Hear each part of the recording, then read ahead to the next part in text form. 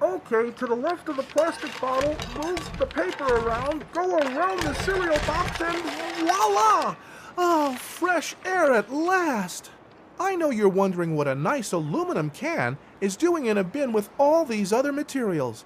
Well, it just makes sense because each and every one of us can be made into new products again and again. I'm going to be an orange soda pop in my next life. We're all in here together because the Boulder County Recycling Center allows you to recycle all of us together. It's called single stream recycling, and it's so simple everyone can take part in helping the planet.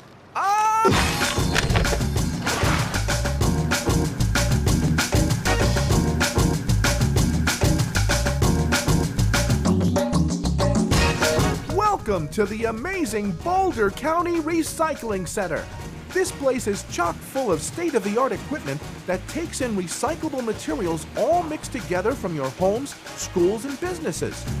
The materials are then sorted, screened, shaken, and baled so they can be resold and made into new products. So put on your hard hats and let's see how it all works.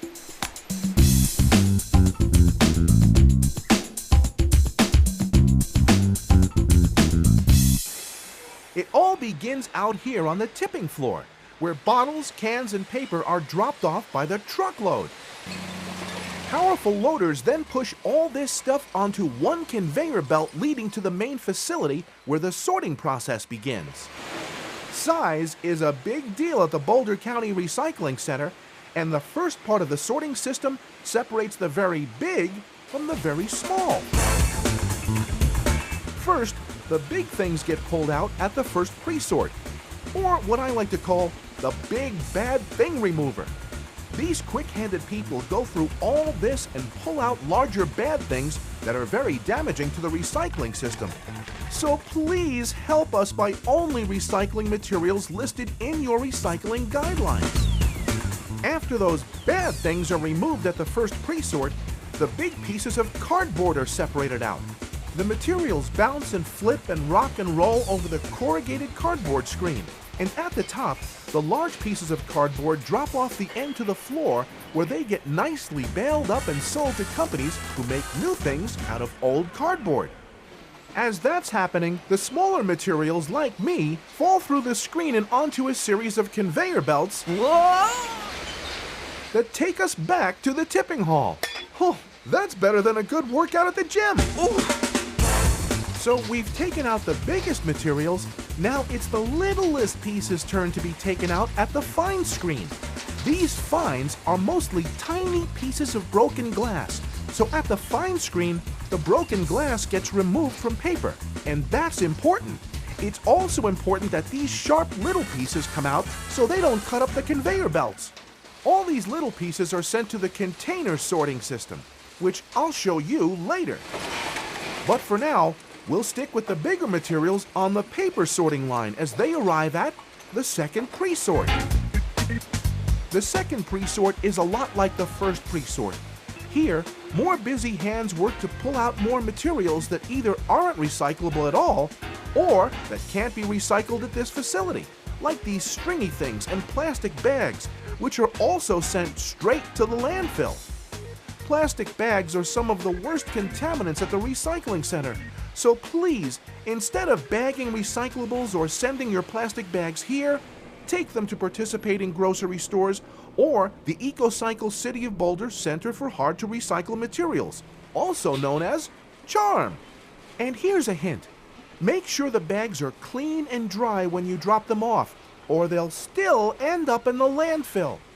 Or better yet, avoid using plastic bags altogether by bringing your own reusable bag to the store.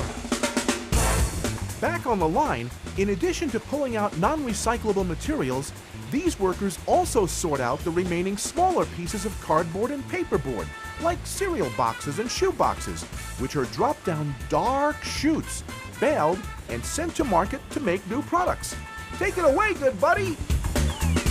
After going through the second pre-sort, the materials head to the screens, or more specifically, the fancy double-deck paper screens.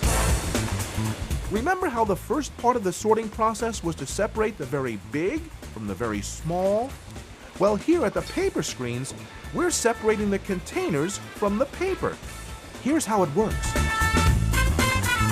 The double-deck paper screens separate flat objects like paper from round or three-dimensional objects such as plastic bottles, steel cans, milk and juice cartons, and aluminum cans like me.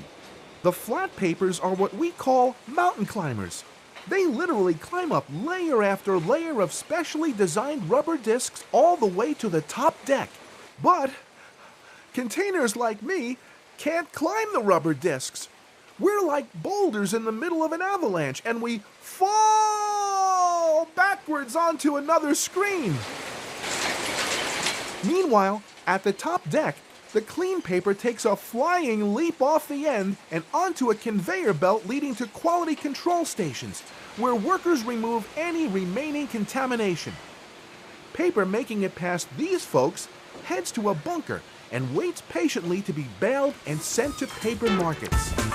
Oh, and by the way, since this equipment is sorting flats from rounds, it's important that containers stay round or 3D rather than being flattened, or the equipment might confuse a container for a piece of paper and send us to the wrong place. That's why we ask you not to flatten plastics or cans like me!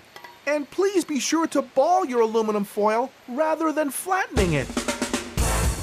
But let's back up to the double-decker paper screens, where all of us containers fell down while the paper kept climbing.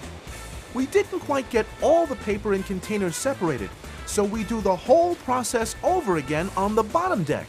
Even after that, we still have some paper with us, so we need to climb one last mountain, screen, and this time we're talking about the banana screen.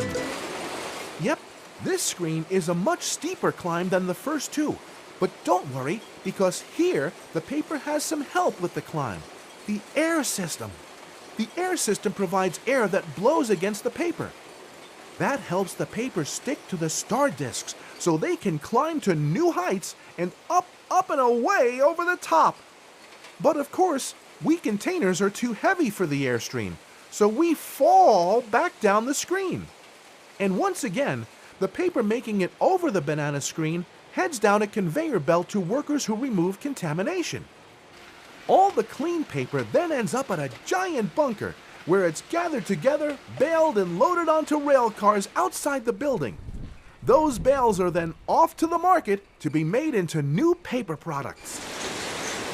Back inside the plant, my container friends and I have gone through 3 screens to remove the last of the paper.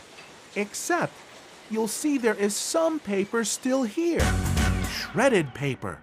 The shredded paper fell through the cracks between the rubber discs and is still here with the containers. This stuff wreaks havoc on the systems, especially once it gets wet and literally glues up the works. Please, don't put your shredded paper in your recycling bin at home, at work, or at school.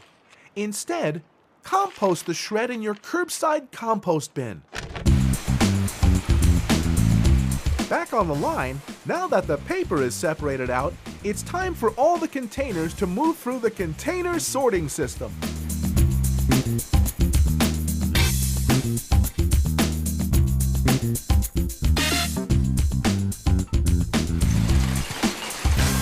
Here at the container sorting system, the containers are reunited with the fines, those tiny glass pieces and other items we left way back in the process. Once again, it all starts with a pre-sort station where workers check for contamination. If we make the grade here, we continue on to the cross-belt magnet. The magnet removes all the steel cans from the stream and zap, discharges them into their own personal bunker. Next, the light and heavy materials are separated by the air classifier. The heavy stuff, the glass, jiggles down to the bottom. The light stuff, like plastic bottles, milk and juice cartons, and the beautiful aluminum cans, rise to the top. A jet of air blasts across the top and shoots the light materials over to our own conveyor belt. The plastics are then hand-sorted by material and grade and tossed, with respect of course, into the appropriate bunker. From there, They'll go to the baler and then be sold to make new bottles and even materials like countertops, carpeting, and clothing. And finally, it's my turn. The aluminum cans are sent to the eddy current separator. Oh, I love saying that. The big magnet inside creates a current that literally propels the aluminum out of there and into its own storage bin. Whew!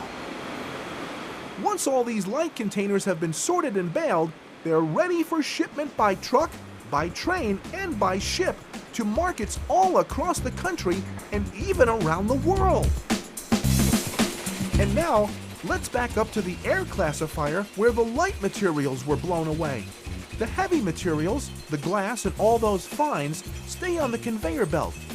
In order for glass to be resold to glass bottlers, everything that isn't glass needs to be removed. Materials like ceramic dishes and plates, stones, metal pieces, and other debris completely mess up the bottler's melting process, so they must come out. And where does this happen? Drum roll, please. In the glass cleaning system.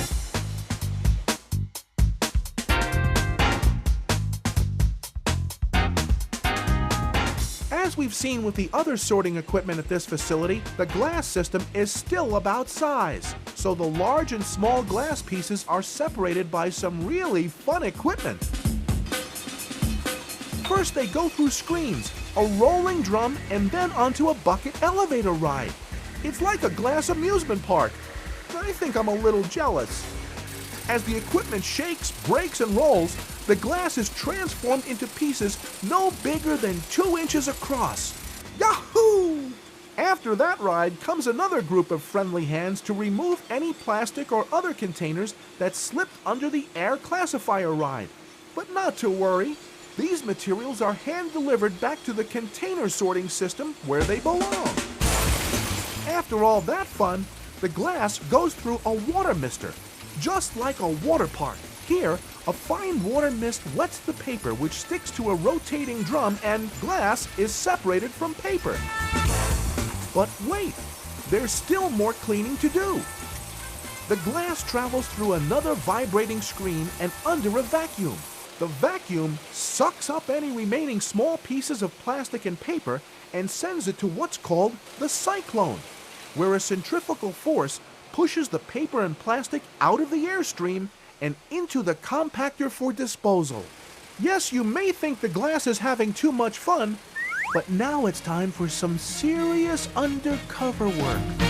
It all takes place in a box called the KSP unit, where ceramics, stones, and porcelain and additional contaminants are removed. This special unit is equipped with 2 optical detection devices, and it's the main reason the Boulder County Recycling Center produces clean glass like nobody else in the business.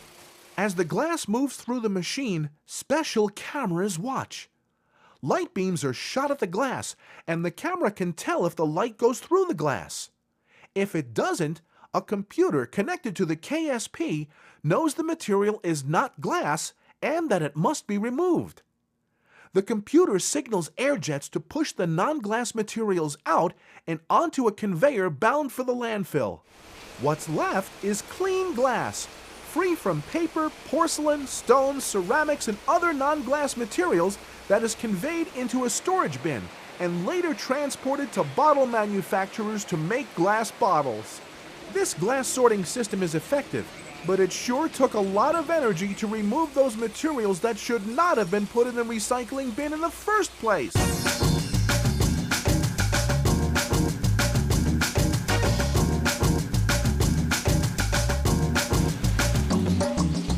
And that's how it all happens. The Boulder County Recycling Center is doing its part to help Boulder County become a zero-waste community by 2025. But because we're all in this together, remember to reduce, reuse, recycle, and compost. Because when you do all that, you're giving me another chance. See you next time around.